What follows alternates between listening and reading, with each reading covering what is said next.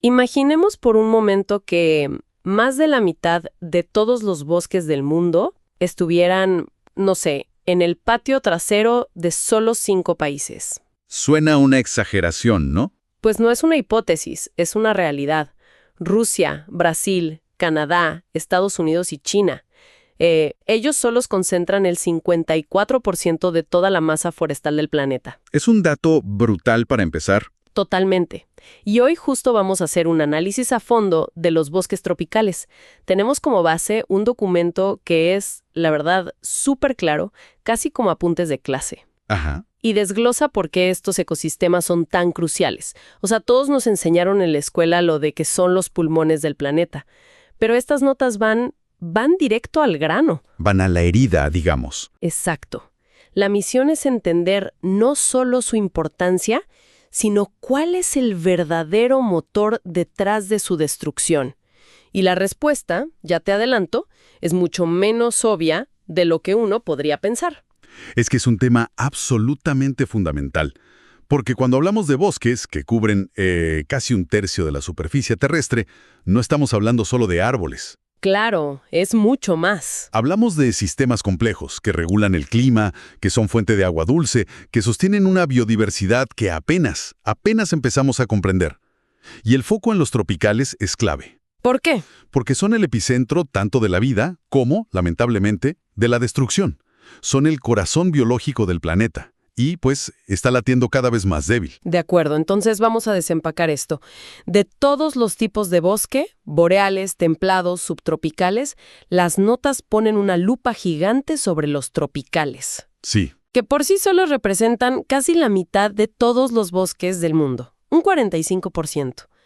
A ver, ¿qué los hace tan especiales? Y al parecer tan vulnerables. Principalmente su ubicación y su clima. Se encuentran en esa franja que rodea el Ecuador, la zona intertropical. Donde hace calor todo el año. Exacto. Las condiciones son estables, calor, alta humedad y lluvias abundantes. No hay inviernos, no hay estaciones marcadas. Este ambiente es como una incubadora perfecta para la vida, funcionando sin parar durante millones de años. Y eso ha dado lugar a un fenómeno que es, de verdad, difícil de dimensionar. Espera, pare. Acabo de leer el dato y es de locos. A ver. Estas notas dicen que, a pesar de ocupar una porción relativamente pequeña de la superficie, los bosques tropicales albergan aproximadamente el 60% de todas las especies conocidas. Así es. ¿Me estás diciendo que más de la mitad de toda la vida que conocemos vive en esa delgada franja de tierra? O sea, la densidad biológica de esos lugares debe ser algo de otro planeta. Exactamente. Y esa es la idea más importante que hay que entender. No es solo un número, no es una estadística fría. Claro. Esa increíble biodiversidad es una red de interacciones de una complejidad asombrosa. Cada insecto que poliniza una flor específica, cada hongo que descompone materia orgánica. Todo está conectado, todo. Pensemos de esta manera. Cada vez que se tala una hectárea de selva, es como si quemáramos una biblioteca milenaria sin haber leído ni uno solo de sus libros. ¡Wow! ¡Qué imagen! Una biblioteca milenaria en llamas. Es que no solo perdemos los árboles, perdemos historias genéticas, curas potenciales para enfermedades, equilibrios ecológicos que nunca jamás podremos recuperar. Esa es una imagen muy potente. Y si son este tesoro biológico, eso nos lleva al gran misterio que plantean las notas. Ajá.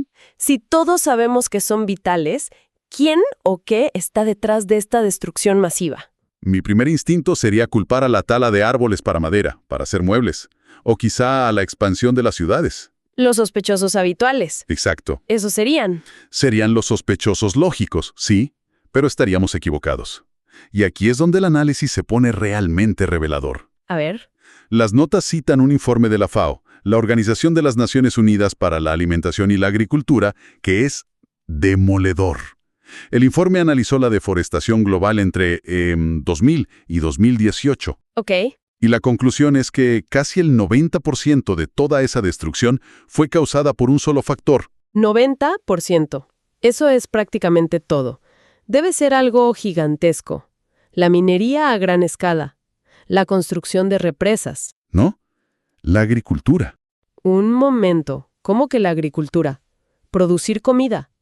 Eso es completamente contraintuitivo. Es algo que necesitamos para vivir. Esa es la paradoja. ¿Cómo se convirtió en el principal motor de destrucción de los bosques? Pues el desglose de ese 90% lo deja aún más claro. Más de la mitad, un 52.3%, fue para expandir tierras de cultivo. ¿Ok? Para sembrar. Y un 37.5% fue para crear más tierras de pastoreo para el ganado. La minería, las ciudades, las infraestructuras. Todo lo demás, junto, no llega ni al 10%. ¡Wow! Es nuestro sistema de producción de alimentos el que está literalmente devorando los bosques. Esto cambia por completo la perspectiva. Entonces, la imagen del leñador con el hacha es en gran medida un mito. Un mito, sí. La imagen real es un tractor o una excavadora despejando terreno para sembrar o para que pasten las vacas. Y supongo que este fenómeno no es igual en todas partes. Exacto. Y es crucial entender esas diferencias regionales. No es una historia única. En África y Asia, por ejemplo, más del 75% de la deforestación se debe a la expansión de cultivos. Cultivos. Pero si miramos a América del Sur, el principal responsable, y por mucho, es la ganadería. Cada continente tiene su propio cultivo estrella, digamos, que está empujando la frontera agrícola hacia el interior de la selva. De acuerdo. Esto necesita una mirada más cercana. Es como si pudiéramos ponerle nombre y apellido a lo que reemplaza a los bosques. Sigamos el rastro de las notas. Empecemos por América del Sur, la Amazonía. Claro, el bosque tropical más grande del mundo. Exacto. En la Amazonía, la historia se divide en dos grandes capítulos. El primero, y el más grande, es la ganadería. Se talan o queman enormes extensiones de selva para crear pastizales para el ganado bovino. Para las vacas. Es lo que a veces se llama la conexión hamburguesa. La demanda global de carne es un motor directo de la deforestación amazónica. Y el segundo capítulo es el cultivo de soya a gran escala.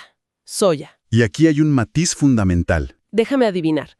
La mayoría de esa soya no es para hacer tofu o leche de soya para veganos, ¿verdad? Ni de lejos. La inmensa mayoría de la producción mundial de soya se destina a la fabricación de piensos. Alimento para animales. Exacto. Alimento para animales, principalmente para pollos y cerdos.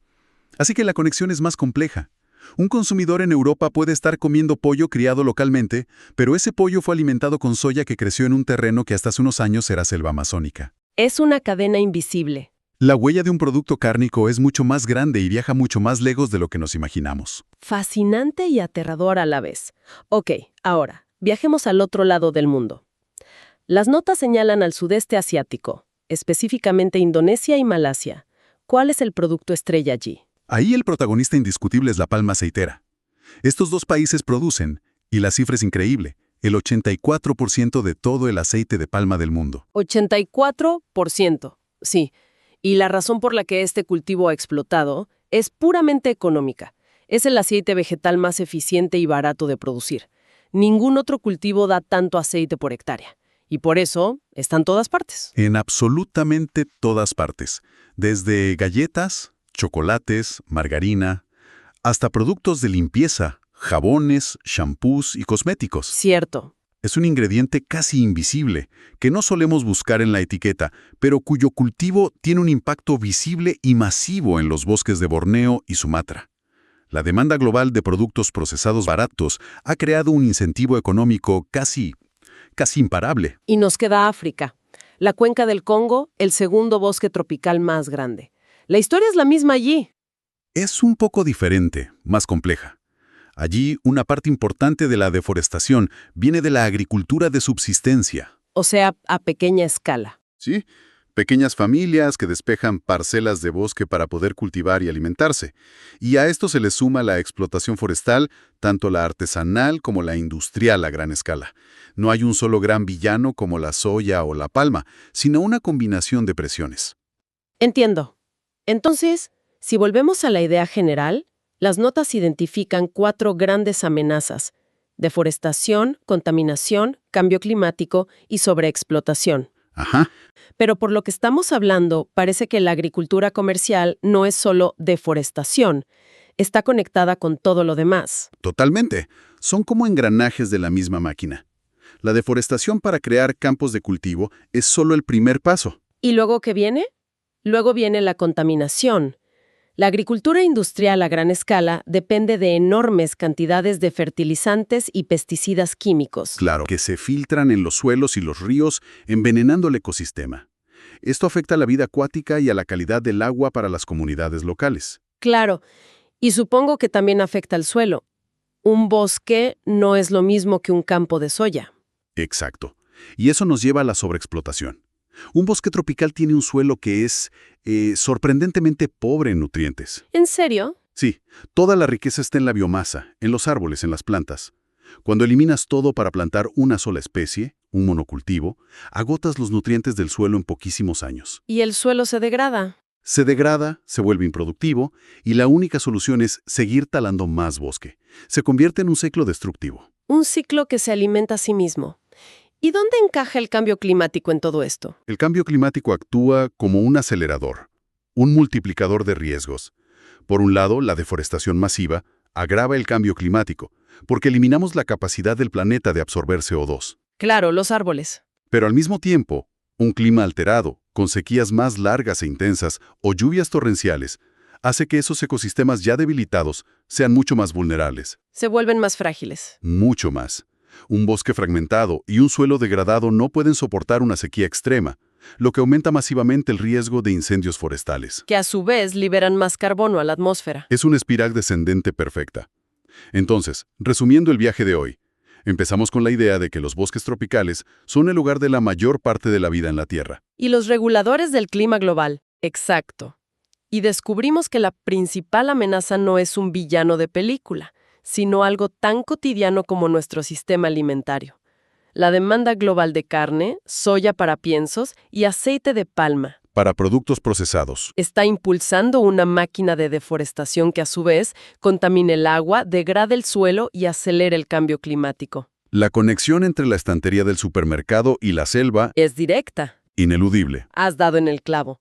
Las notas nos muestran con una claridad meridiana las causas directas, las actividades que físicamente destruyen el bosque. Sí. La deforestación no ocurre en el vacío, responde a una demanda económica global.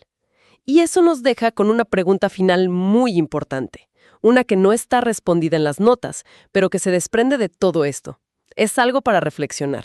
A ver, dispara. El análisis se centra, y con razón, en las actividades que destruyen el bosque, como la agricultura o la minería.